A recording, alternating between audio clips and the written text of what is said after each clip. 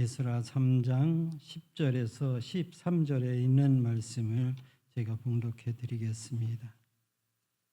건축자가 여호와의 성전에 기초를 놓을 때에 제사장들이 예복을 입고 나팔을 들고 아삽 자손 레위 사람들은 제금을 들고 서서 이스라엘 왕 다윗의 규례대로 여호와를 찬송하되 찬양으로 화답하며 여호와께 감사하여 이르되 주는 지극히 선하심으로 그의 인자하심이 이스라엘에게 영원하시도다 하니 모든 백성이 여호와의 성전 기초가 놓임을 보고 여호와를 찬송하며 큰 소리로 즐거이 부르며 제사장들과 레위 사람들과 나이 많은 족장들의 첫 성전을 보았으므로 이제 이 성전의 기초가 놓임을 보고 대성통곡하였으나 여러 사람은 기쁨으로 크게 함성을 지르니 백성이 크게 외치는 소리가 멀리 들리므로 즐거이 부르는 소리와 통곡하는 소리를 백성들이 분간하지 못하였더라.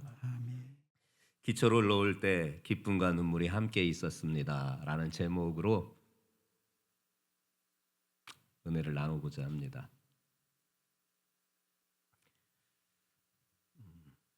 사랑하는 성도들이여, 건물을 지을 때 가장 중요한 것이 무엇이라 생각하십니까?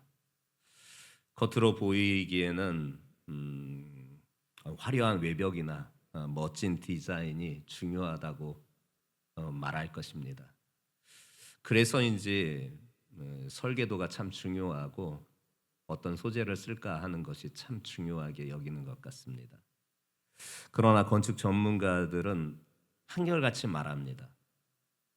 기초가 생명입니다.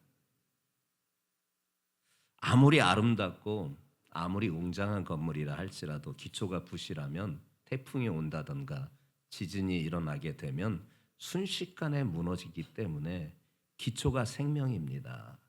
그렇게 말하고 있더라고요. 우리 인생에도 마찬가지예요. 철학자 칸트가 말하기는 인간은 본능적으로 무언가를 기초 위에 세우고자 한다.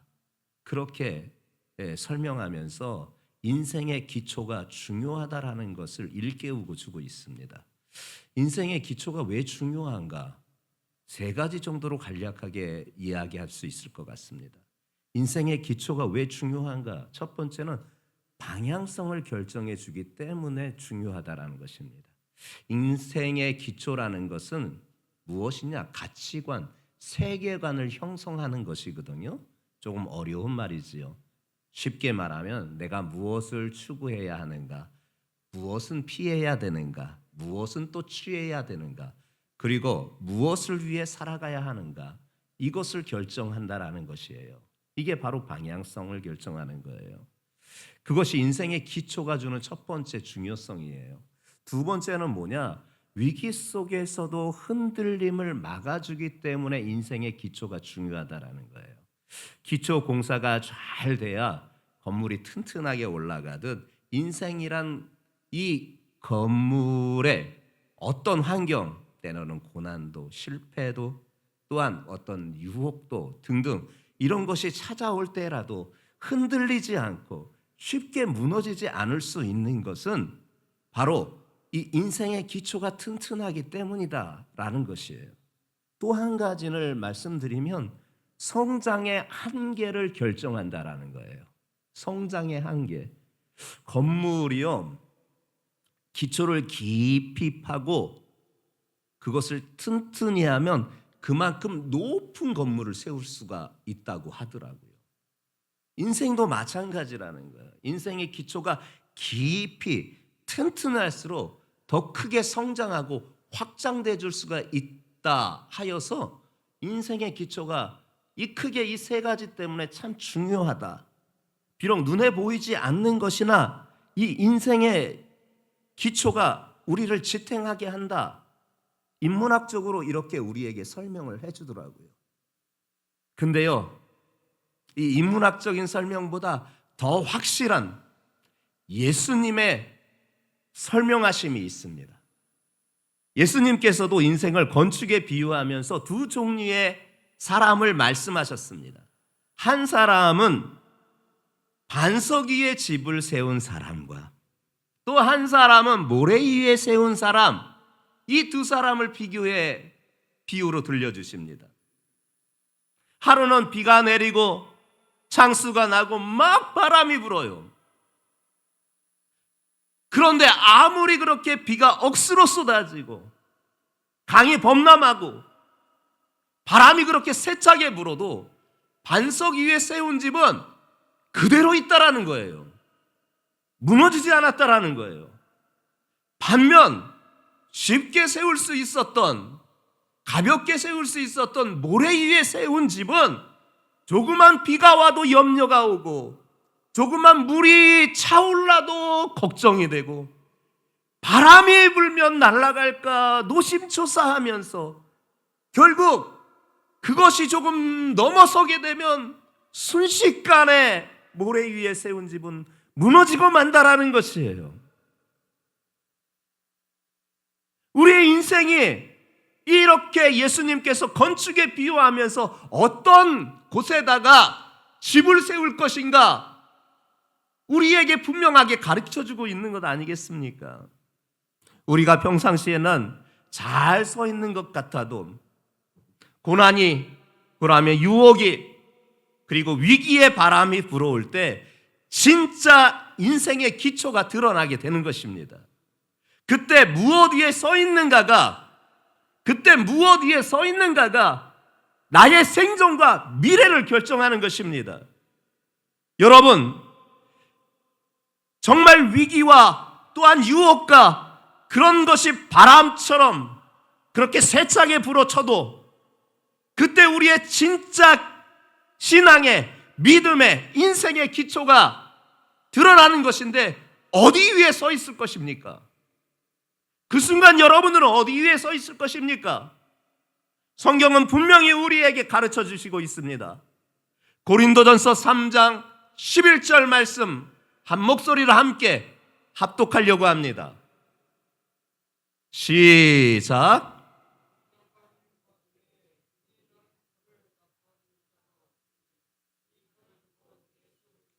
아멘.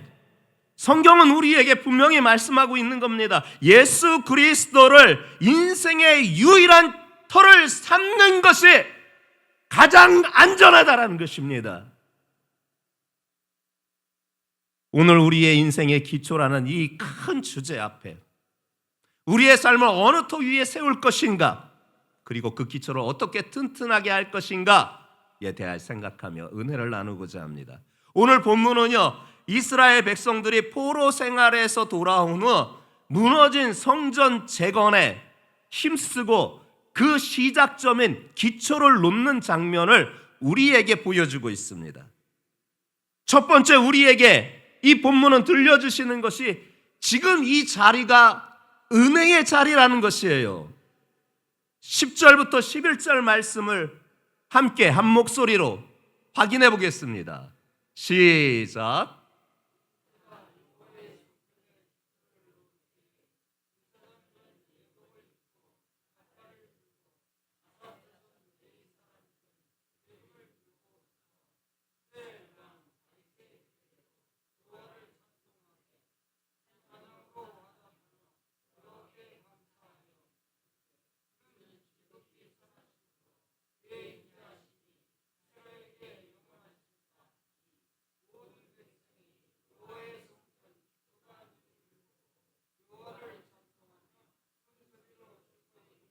아멘. 드디어 총독 스룹바벨과 대제사장 예수아의 주도하에 그 무너진 성전의 재건을 위하여 시작인 그 기초를 놓기 시작했습니다. 그때 제사장들은 예복을 입었습니다. 그리고 한 손에는 나팔을 들고 있었습니다. 아소첩손 레위인들도 한 손에 재금을 들고 연주하기 시작합니다. 그 연주하며 서로 화답하면서 하나님 앞에 감사하면서 그분을 찬양합니다. 주는 지극히 선하심으로 그의 인자하심이 이스라엘 위에 영원하시도다. 계속해서 이 찬양을 올려드립니다. 주는 지극히 선하심으로 그의 인자하심이 이스라엘 위에 영원하시도다. 주는 지극히 선하심으로 그의 인자하심이 이스라엘 위에 영원하시도다. 이 찬양이 울려 퍼질 때 한 번, 두 번, 세 번 반복할 때마다 밀려오는 감당하기 어려운 그 감격과 감동이 지금 이 이스라엘, 이 백성들에게 임하여 왔습니다. 성전의 재건을 위하여 시작점인 기초를 놓는 일은 단순한 건축 행위가 아닙니다. 나라와 민족의 정체성을 회복하기 위한 첫걸음이었고, 무너진 신앙을 다시 살리는 첫걸음이었고, 하나님과의 언약 관계를 회복하는 바로 첫걸음이 그 일이었기에 그들의 이 일을 시작하였을 때 하나님을 찬송하면서 그분은 지극히 선하시고 그 인자하심은 우리를 향하여 영원하다. 찬송한 것입니다. 소망 없이 포로 생활을 하던 자들이 성전의 기초를 놓을 수 있다는 것, 고국으로 돌아와 그 무너진 성전을 다시 재건할 수 있게 되었다라는 것은 꿈만 같은 일이었습니다. 바벨론 침공으로 예루살렘 그 성전이 다 파괴되온 지 수십 년의 세월이 흘렀고, 그 기간 동안 여러 세대가 지나가면서 포로 생활을 하였으나 정말 하나님의 은혜로 유한겔리온 기쁜 소식, 고레스 왕이 갑작스럽게 칙령을 발표하여서 식민지 나라들은 고국으로 돌아가려고 하면 돌아가도 좋다라고 하는 이 말로 안 되는 칙령을 발표함으로 말미암아 이스라엘이 그렇게 그리던 고향 땅, 그렇게 그리던 고국의 땅, 내 아버지가 살았고 내 어머니가 살았고 우리 조상들이 그렇게 섬겼던 하나님의 성전이 있는 그 땅, 그 땅으로 돌아갈 수 있게 된 것입니다. 그렇게 일부 백성들이 먼저 귀환하여서 성전을 다시 시작한 이 시점은 모든 것이 불완전하였고 미숙했지만 중요한 사실은 예배의 중심인 성전 재건이 시작되었다라는 것은 하나님이 다시 자신들에게 임재하여 계시다라는 사실을 그들이 알고 있었기 때문에 찬양하지 않을 수 없었던 것입니다. 성도들이여, 혹시 무너진 삶의 자리에서 다시 시작하려고 하십니까? 그 무너진 자리에서 다시 세우고자 원하셔서 이 자리에 나오셨습니까? 잘 오셨습니다. 하나님이 다시 시작할 수 있도록 은혜를 주신다면 지금 이 자리는 하나님의 임재의 장소이고 하나님의 은혜의 장소인 줄 믿습니다. 완전하지 않더라도, 큰 성과나 결과가 아직 없더라도 하나님이 우리 삶 가운데에서 계시고 우리의 손을 다시 붙잡아 주신다면 우리는 다시 재건될 수가 있는 것입니다. 그리고 그분을 마음껏 찬양하게 될 것입니다. 눈에 보이는 친척이 아직 없어도 하나님의 임재는 이제 시작된 변화의 가장 큰 증거 아니겠습니까? 시편 126편 3절에 시편 기자가 선포하는 말씀입니다. 여호와께서 우리를 위하여 큰 일을 행하셨으니 우리는 기뻐하였도다. 하나님의 행하심을 인식하고 현재의 자리에서 기쁨을 나타내고 있는 것입니다.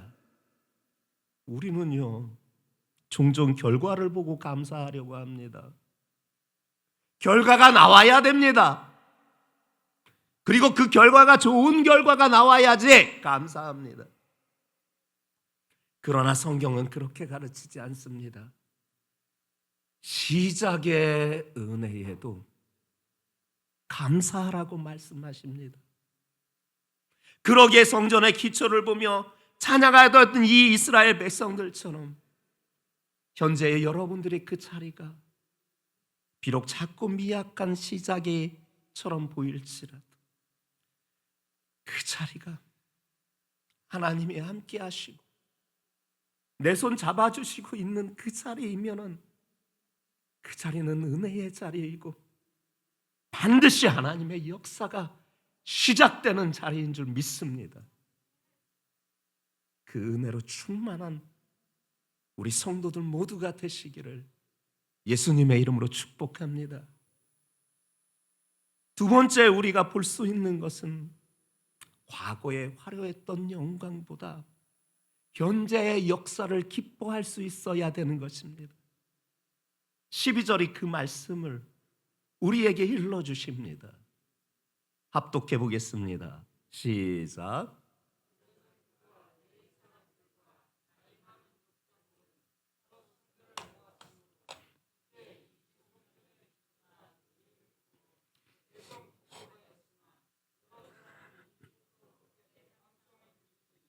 그래요.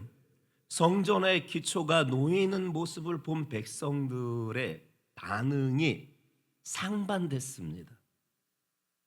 먼저 솔로몬의 성전을 본 아직 생존한 나이 많은 사람들은요, 대성통곡했습니다. 왜일까? 아마 그들은 옛 성전 솔로몬의 그 화려하고 웅장하였던 그 성전에 비해서 이 성전의 기초 놓는 이 모습은 너무나 초라했기에 그것을 보면서 안타까운 마음을 금할 수 없었던 것입니다. 그 괴리감에 눈물이 터져 나왔던 것이에요. 반면 그 외에 성전을 처음 보는 사람들은 기쁨의 환성을 지릅니다. 이 성전이 비록 앞 세대의 눈에는 초라해 보였지만 현 세대에게는 장차 하나님의 영광이 임하실 장소이기 때문에 그들은 환호성을 지르면서 기뻐했던 것입니다. 이때의 모습을 잘 말해주고 있는 것이 학개서 2장 3절부터 4절에 있는 말씀입니다. 너희 가운데 남아있는 자 중에서 이 성전의 이전 영광을 본 자가 누구냐? 이제 이것이 너희에게 어떻게 보이느냐? 이것이 너희 눈에 보잘것없지 아니하냐? 그러나 여호와께서 이르노라. 수룹바벨아 스스로 굳세게 할지어다. 여호사닥의 아들 대제사장 여호수아야 스스로 굳세게 할지어다. 여호와의 말이니라. 이 땅 모든 백성아 스스로 굳세게 하여 일할지어다. 내가 너희와 함께하노라. 만군의 여호와의 말이니라. 이전 영광을 기억하며 낙심하지 말고 지금의 시작을 격려하시는 하나님의 음성, 그 음성을 학개를 통하여서 이 현장에 있는 사람들에게 들려주시고 있는 것입니다. 우리가 신앙생활 하면서 누군가는 이전의 영광과 그 은혜를 경험해 보았을 것입니다. 그리고 그때를 늘 추억하며 그리워하고 있을지도 압니다. 왜냐? 현재가 마음에 안 들기 때문에 현재의 삶이 이전에 비하면 너무나 초라하고 보잘것없어 보이기에 그래서 추억 삼아 늘 그것을 이야기하며 내가 왕년에는 내가 촌에는 그런 말을 우리가 쉽게 하나? 그것은 현재의 삶을 만족하지 못하고 있다라는 한 반증 아니겠습니까? 과거에 경험했던 영광과 그 은혜에 매여서 하나님의 역사가 현재도 일어나고 있건만 그렇게 작게 보이기에, 때로는 지금의 상황이 너무 미약하고 초라하게 느끼기 때문에 과거를, 그 영광을, 과거의 그 은혜를 추억하고 계시진 않습니까? 그러나 성도들이요, 우리의 과거가 아무리 위대했어도 지금 우리가 믿음으로 내딛는 이 작은 발걸음이 하나님의 눈에는 더 소중합니다. 지금의 하나님을 향한 그 회복의 마음, 그 믿음의 결단을 더 귀히 보시는 것입니다. 영광된 과거를 기억하는 것 중요합니다. 그러나 과거에 머물기보다는 하나님께서 오늘 우리에게 허락하신 새 역사의 출발점에 집중할 수 있는 성도들 되시길 바랍니다. 기초가 초라해 보여도 그 위에 하나님이 역사하면 마침내 새 역사가 일어나는 것입니다. 마지막, 이 감정이 섞여도, 다양한 감정들이 섞여도 하나님은 일하신다라는 것입니다. 마지막 13절 말씀입니다. 시작.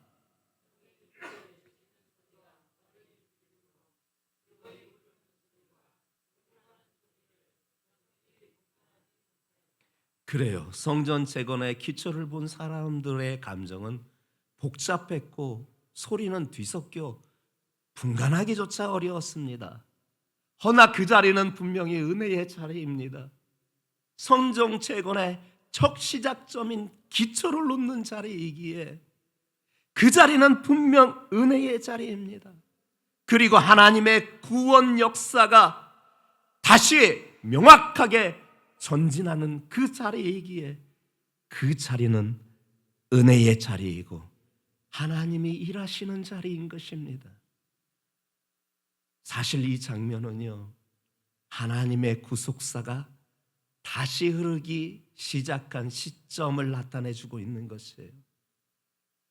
회복의 구속사의 출발점이며 그 회복의 역사의 출발점이 결국 예수 그리스도를 통하여서 완전하고 큰 성전이 도래할 것이라는 예표를 우리에게 보여주고 있는 사건이 바로 이 사건인 것이에요.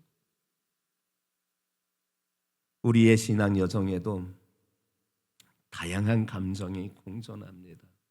오늘 이 자리에 나온 성도들 마음에도 감격으로 찬양하고 감격으로 예배드리는 이들도 있을 거나, 또 누군가는 고통 중에 눈물을 가슴으로 흘리는 자리이기도 할 것입니다.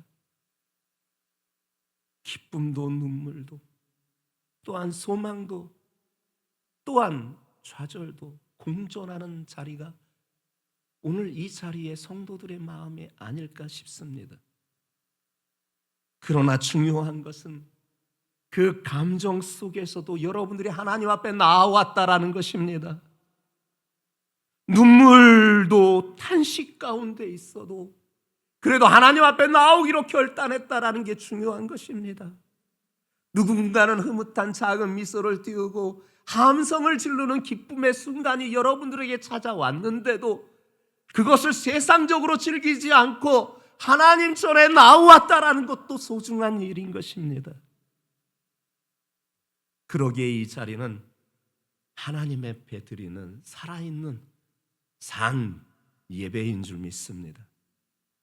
때로는 감정이 혼란스럽고 마음이 요동쳐도 하나님은 그 한복판에서 역사하고 계시는 줄 믿습니다.